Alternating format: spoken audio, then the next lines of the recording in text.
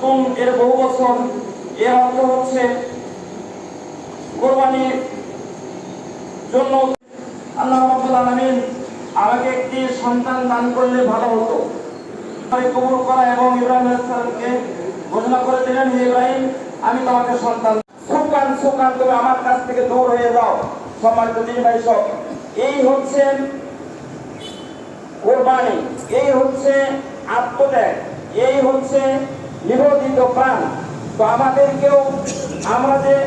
কোরবানি দিই, এই কোরবানির উদ্দেশ্যই হচ্ছে নিজের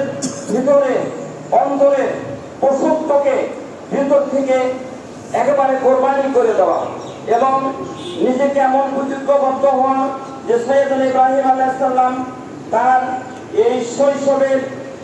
কৈশোরের এই পুত্রকে যেভাবে আল্লাহ রাব্বুল আলামিনকে রাজি খুশি করার জন্য নির্দ্বিধায় নির্বিঘ্নে